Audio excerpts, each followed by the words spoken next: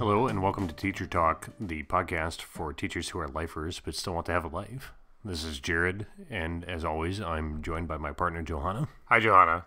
Hi, Jared. What are we going to talk about today? What to do when all you want to do is scream, cry, or quit. That sounds bad. I know, but it's rare. However, have you ever gotten a phone call from me in the middle of the day where it seems like that's all I've got left? Yeah, kind of. So is the answer to scream or cry or quit? Well, I haven't quit yet. Okay. And I haven't screamed at students yet. Okay.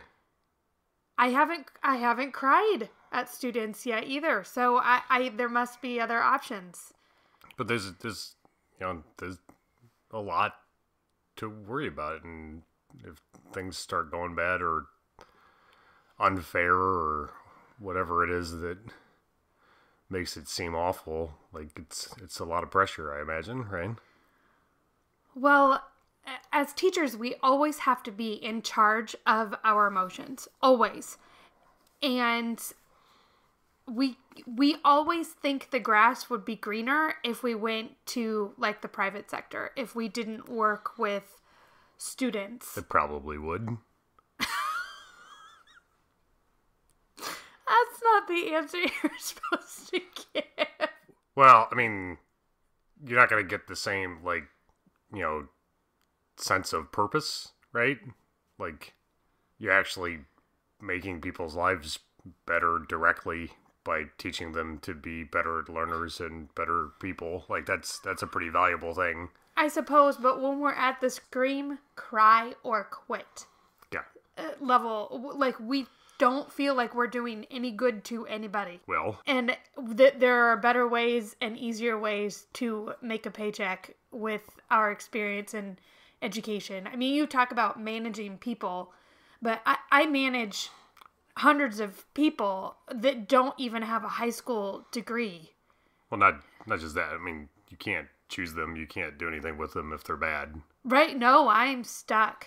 Let's see. I mean, they ask a lot of you. They come with like a whole host of situations and experiences, and those that take care of them. It can be very overwhelming, particularly when you think you've tried everything and nothing is working. I mean, if you could just choose your best students and let go of the worst 10% or so, you'd have a pretty good gig, I think. I suppose, but I could never do that. Oh, those are my kids. Those are my kids. This is why you're not in the private sector. Oh, because you could just cut those ties. I mean, it's because you don't want to. If you wanted to, you wouldn't have picked this in the first place. I suppose. You would have picked a job where you could get rid of people that aren't performing well. That's probably true. Yes. I assume everyone can always be saved, even on day 179. That might be true, but the cost of finding out is seldom worth it. I don't know. I don't think so. Not for kids. I mean, for adults. Oh. At your business or whatever. But sure. Okay. For kids, we could argue about whether the cost of finding out is, but it's a vastly different equation. Okay. So maybe we should jump into the solutions. Quit and get a job in the private sector. Okay. Or you could not do that. So if you don't want to do that, say you still care, what should you do instead? Okay. So I have a couple of tricks.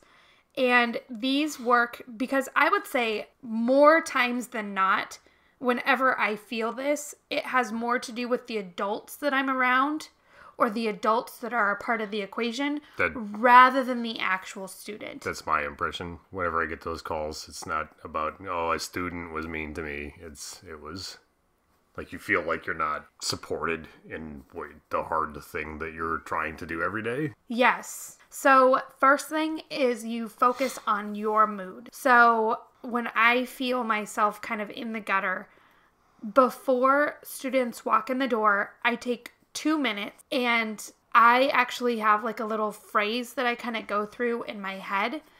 But I take 2 minutes with my eyes closed and decide that no matter what happened, I am going to feel positive about my day.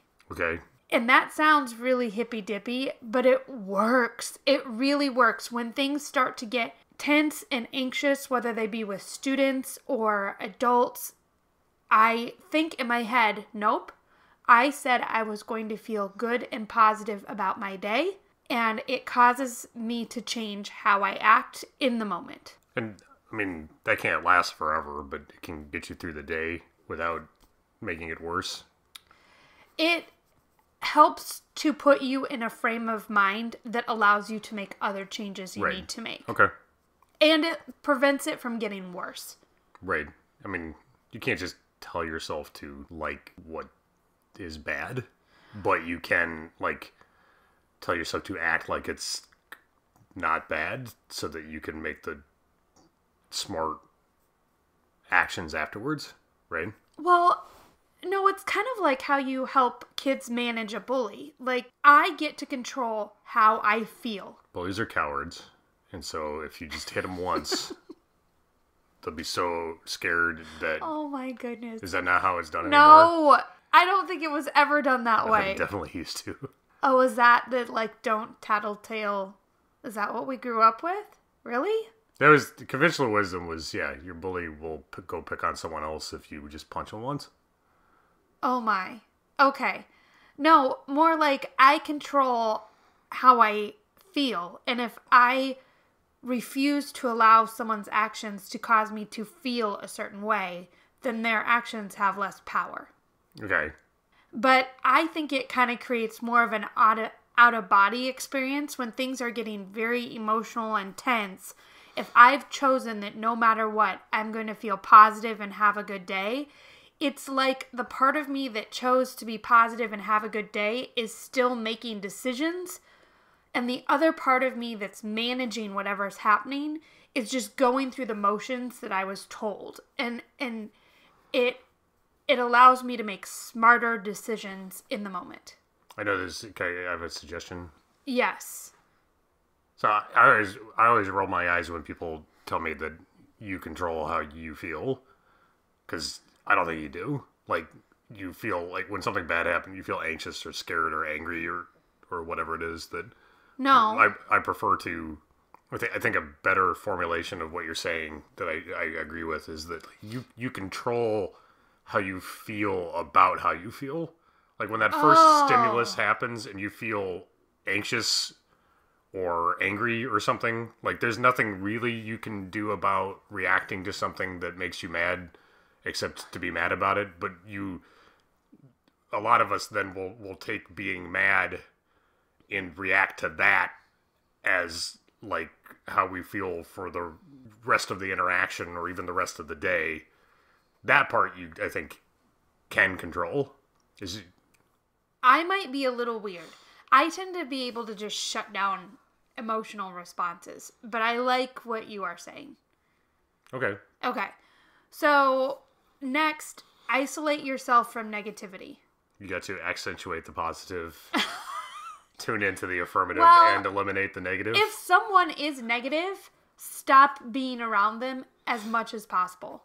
If that means you stop eating lunch in the teacher's lounge, if that means you shut your door and don't interact with others, this isn't a solution forever, but negativity fuels the fire. You got to get away from it. If you and another teacher are both mad about something the administration did or something, there's like sitting together and complaining about it doesn't help. Sometimes it's a parent. Okay. If the parent is negative to you or negative about their student or what, you're not in a frame of mind where you can really help, right? You are at the end of your rope, and so you need to isolate yourself from that. Okay, this next one's gonna feel a little weird, but the couple of times I've done it, it's been really effective. Buy yourself flowers for in your classroom. What if I don't like flowers? So I hate spending money on flowers because I think it's kind of a waste of money. They bring my mood up. You won't get it anymore. No, I like it when I... But they do. They bring your mood up. They cause, when you see them, for you to just kind of smile. And so that is worth the money. To get something that causes you to smile or step outside of the moment is important. Sexist or heteronormative or any awful thing, but like, what if you're a dude and flowers don't really make you smile? Can you get like... What if they do? Well, I mean... You don't know. Have you ever bought yourself flowers before? I've had flowers, and when I look at them, I don't feel anything. Oh, really? Yeah. Oh. What if I got one of them, like, those, the Newton's cradle balls, sure. or like some other knick-knack or something that's like a flowers. Okay, like, a sports do-a-me-dealy. No, the thing that, like, the... Yeah, but you can't play one of those in the classroom. Why not? Because that will distract all your learners. Oh. Well, okay. I'll figure something out. Okay. Do something. I think it needs to be bright and colorful. Yourself. No, I think something bright and colorful in the classroom, because this is genuinely happening when it's not bright and cheerful outside. Okay. Or it's too bright and cheerful outside. Right? Next, incorporate calmness into your classroom routine. How do you do that? So... I mean, you already do that a lot anyway, though. I do. So what's different about it when you're in this... Well, if someone is feeling like they're constantly anxious and constantly on, it's probably because they don't have enough calmness incorporated into the routine of the classroom, where not only students, but they themselves are silent and calm.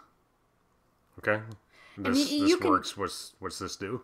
When you let everyone when you feel your shoulders up into your neck, and if your kids' shoulders are up into their necks, all that's going to do is create a problem. And so you gotta have, whether it's an app that you use, kids actually enjoy those calmness apps a lot. But you have to incorporate something. I mean, if you come back from recess and everyone's really excited, well, instead incorporate a calmness activity. They have these brain breaks that tends to like get out energy. I'm kind of referring the opposite. This is about mentally and don't check your email during it. You also become calm. I mean, mine are worked into my routine, so I don't use those apps, but I know they work. I think, like I was saying before, when being angry makes you continue to feel bad, like that type of calmness activity helps to interdict the ability of negative emotions from perpetuating themselves. Because when you're just sitting there not doing something or not worrying about something, it's hard for those things to keep going. If you have a class that comes in, let's say you teach multiple classes. If you have a class that comes in hyped up every single day, it is worth taking 3 minutes of your 40-minute class time and creating a structure and routine that causes everyone to calm it on down at the very beginning of the class. Sure. All right, next, focus on your students' mood. But you're the one with the problem. You're the one that wants to scream. So what does this do? So when I instead pay attention to my students' mood, I notice a couple of things. One, they're a lot happier than I think they are. I can isolate down into one student or a couple of students pretty easily, but if you instead collect data on the whole picture, you'll see that students are a lot happier. And then if you decide that your litmus test for success is students feeling good, it changes how you act. Like if your whole goal is to not teach them, but to instead have them feel better when they leave you, it will cause you to do things that makes it easier to teach naturally. Okay. Okay, so let's take that class that shows up to me and they are anxious and upset. Their anxiety is high. Yeah, but I thought your anxiety was high. Well, that causes my anxiety. Oh, okay. It's like this feeding. You feed off each other, right? This is like I've had days and days where I don't feel good, my kids don't feel good, none of us feel good. Maybe I didn't feel good, they felt fine, but then they're like they can read a room. Like if they sense that their teacher is anxious, they will flip a switch and they become anxious. They don't even know why. If something's going wrong at home and home is anxious, then the kid will all of a sudden turn into an anxious ball. And so you can break that cycle by focusing on the students. So what do you do then? You focus. You smile at them. Your binoculars out. I want you to feel good. I'm going to smile at you. Okay. I'm going to get in your space and I'm going to smile. Remember those things we talked about before, how kids will like mimic. If you're inside someone's bubble, they'll start to mimic you and they want to follow your mood. So if they're negative, if you focus on making them become positive, it will cause you to do things like smile even though you don't want to. And then that will cause them to change how you feel also. You're looking at me like I'm doubtful, but I just did this week. Okay, but like, aren't you doing this all the time? No, you get into this rut of you're focused on the teaching and grades are due and kids are learning as much as you wanted them to and you're trying all this differentiation and it isn't necessarily working and you're starting to feel frustrated and maybe that causes kids to start having behavior issues and then all of a sudden now you're worried because blah, blah, blah, blah, blah. Sometimes you just have to bring it on in and go back. Normally you're not like super conscious of trying to create like positivity in the classroom. That's a medicine for when things are going wrong. Otherwise, that's not really what you're trying to do. You would like to think that you are, but yeah, you get yourself in this habit. Like, but you don't really need to. If things are going, like if things are executing well and no one's frustrated or anything. You get tired and lazy and you stop caring for people's emotions. You don't mean to. It just starts to happen. And then all of a sudden, it's not good. Okay. So is there anything else to do with the kids? Yeah. Okay. So, with the kids? No, that should because more than likely than not, they're responding to a catalyst you put into the environment. So you're diffusing whatever tension or anxiety there is by purposefully acting happy and encouraging like subconscious positivity. Right. We're not talking like there's a bunch of behavior problems in your classroom. We're just talking about there's a tension in the room. And you can diffuse it. You can diffuse that. Okay.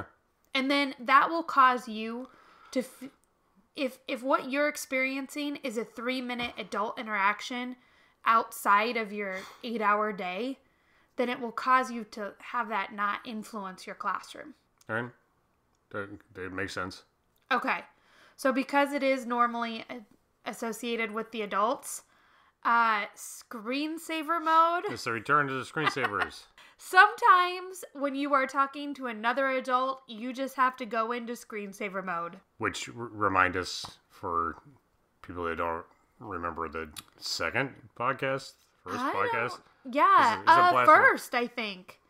What is screensaver mode? Screensaver mode is when you're still smiling and engaged and looking at what's going on, but it's like all the information kind of filters through you. Like a computer. You are still on. You are ready to be alert and engaged and pay attention at a moment's notice, but you're not processing any information. Because you don't want to get into an argument about who's right, and you don't want to feel angry about not telling them how right you are, or all these other things that are difficult to live with, but are never really worth it. Just water off of a duck's back until you hear something that you actually need to respond to professionally or something. Right. Because you are at the point where you don't want to teach anymore. Mm-hmm. You can't save this person because you are attempting to save yourself. I'm not supposed to do the analogies, but we are on the plane or the drowning. Oh, yeah, the oxygen masks. Yes. This is not like I'm feeling good about my world. They aren't feeling good about their world. I'm going to help this parent out, or I'm going to help this teacher out, or I'm going to help this administrator understand. No, you are saying that at the end of the day, you want to scream, cry, or quit. Screensaver mode. To just not only to avoid the conflict, but avoid even caring about the conflict. Yes. You sit in a meeting and for 15 minutes, a parent berates everything that you are doing, declares that you can't love their child because if you did, you would be doing X, Y, and Z. And you know that what they are saying is not true. Screensaver mode. That way they feel better because they talked, and then you don't feel bad because you didn't listen. Right. I mean, you listen You look listen them in enough that the you're not going to eyes? get in trouble, but like, Yeah, as long as you don't really even care or remember all this nonsense that was said. Yes, and I have a trick because sometimes it can be really hard to not hear. Which is what? Start counting something. Okay, like sheep? No, like something you're looking at in the room. Like right now in our room that we're in, we happen to have these random dots on our wall. I don't know why. But if I start counting them, I'll still hear you, but a lot of my brain is focused on the counting. And so I don't quite feel, I can't feel what, it's like your background noise. Yeah, again, it's like you're making those responses that perpetuate things more difficult, right? Because instead of thinking up what you want to say in response to this slander, you're counting. And so your brain isn't busy formulating the response you wish you could say. Right. It's busy counting, and it doesn't get stored in memory the same way. It doesn't create the same regret. It doesn't create the same shame. Like, all those things get better, I suppose, right? Right. And in general, it's just, if someone is upset, there's nothing you can say or do that's going to make them not upset in that moment anyway. Listening is probably your best course of action, naturally. Right, they want to talk. Yes. Even more important than listening is they get to talk. Right. Which, in before you're a bad teacher that doesn't listen to parents. I would say it's very rarely parents that take you to this level. I would still say it's other teachers and administrators that take you to this. So your advice for teachers is don't listen to your administrators or your peers or parents when they tell you things you don't want to hear. Just count and zone them out. No. So But if what did we just get done saying? But if you're at the I want to scream, cry, or quit level, well then yes, you're not in a position to hear or do anything other than get yourself off the ledge. And then you can reevaluate. I don't know what the statistic is, but it is extreme, the number of teachers that stop teaching in the first 5 years. Mm-hmm. You have to have the skill set to know how to separate yourself. And if you feel like you missed something that was actually valuable while you were screensavering or whatever, you can solicit feedback later and say, hey, my head is right now. I'm more ready to hear something negative. And I think that there's something critical I could learn from, or something like you can go back and get it without screaming at the time. Right. Or crying. Or say, forget this, I quit. Yeah. So don't completely disregard feedback or stuff. It may just be slander. It may just be a person who's pissed off and spouting. And hopefully then they'll come to you later and say, I'm sorry, I didn't mean all those things. And then they never do that. Well, okay. But they're also at a point where they want to scream, cry, or quit. Right. I mean, that's the thing, is that you get multiple people at this level, and then they start attacking each other. Sure. It becomes very blame focused, and you gotta separate yourself from that. Okay, last thing. What's the last thing?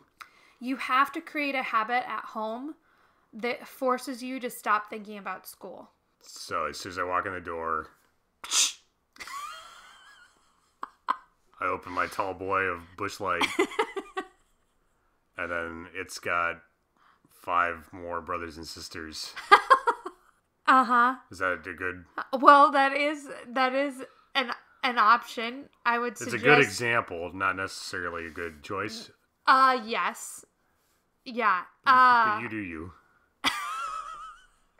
Okay, so I used to have this problem where I'd be at home and then I always would think about school. I would relive school. I would replay school. It's like you can't get the feedback loop to stop in your head. It's the theme of this show. Yes. Interdict. Yes. So what do you do? Okay, well, there are several tricks and everyone has their own one. The one that finally got me to stop is, this was a long time ago, back in the apartment days, Mm-hmm. I would force myself to run Okay. and climb stairs right after work. And I would do extreme amounts of energy for only 10 minutes. Do you remember these days? Not really. Oh, I used to. Well, I guess when I was student teaching, I would do the 10 minutes of stairs in my grandma's house. Okay. Up, down, up, to physical exhaustion. Where, like, at 9 minutes, I could barely carry myself up the stairs and down the stairs again. And then if I thought about school, I would reset the timer for 3 minutes and I would do it again. And that broke me of the habit of thinking about work at home. Yeah, it makes sense. Other tricks that I have that I still use is I'll tap my hand. So if I'm driving in the car, I can tap my hand, and then that reminds me of the stairs. Because I know the stairs works, but I am lazy. So a tap reminds me, if this doesn't work, then I'm going to have to start doing the stairs or the running. I mean, there's a whole universe of activities that could serve this purpose. Yeah, meditation. Right. Like, it's all, like we said, like it's interdicting the thoughts that perpetuate themselves. Yes. And creating a clear line of demarcation between home and work so you can have that fabled work-life balance. Yes, but the problem is once you introduce kids, how do you maintain that balance when you introduce kids? And so it's not like you have time to run. Teachers aren't allowed to get married or have kids. That actually used to be true. It's not still? That's all we do is get married and have kids. That's true. Yeah, I don't know, maybe we should go back to that. I don't think that's a good idea. We'd probably run out of teachers. Yeah. But you can come up with something that becomes a routine that your kids like. Like asking them about their day, or doing art with them when you get home, or taking them to a park. Or, I mean, this is something where if you are at the end of your rope, you need to have something that makes you smile. And it's hard because your gut response is to want to sit down, and have something to drink, or to watch mindless TV, or to flip through your phone, and you gotta have it be something different because that will only make your world worse. Beer. Now there's a temporary solution. Thank you, Homer. And thank you, Johanna. Do we want to recap? Yeah, let's recap. All right. You want to scream, cry, or quit, and presuming that you don't actually want to quit, what do? Oh, I'm supposed to answer? Yeah. Focus on your mood. And how you do that? Take time before the day starts to decide how you're going to feel no matter what. Which is negative. No, you're going to feel positive. Okay. You tune into the affirmative. Yep. Stay away from people who are negative. Eliminate the negative. You can't save them. You're trying to save yourself. And then incorporate calmness into your classroom routine so that everyone, including the students and you, have something that you do that... And you can calmly look at the flowers you bought for yourself. Yes. Buy yourself flowers. What are you going to do with the students? Focus on how they feel. Again, it's what you do day 1 and day 2, but make that a priority. Be conscious of it. Yes. When you're doing badly. Put that on the most important and let the learning come second, because it will help make the learning flow again. And when other adults are trying to push you over the edge. Screensaver mode. And then we're going to have that work-life balance because we're going to... create something at home that lets you not think about work and school. First thing at home thing. First thing at home thing. Make it a routine. Draw a line between work and home. Yes. And give yourself something that incorporates the kids if you have them, or a pet, whatever. Make it a habit that you force yourself to do that's conscientious rather than the subconscious, like watching TV or flipping through your phone or getting something to eat. Or in Jared's, getting something to drink. You don't want something that doesn't engage your mind, really? Yes, your brain is going to come up with one of these things if you don't consciously choose one that has positive value. All right. Thank you, Johanna. Thank you, Jared.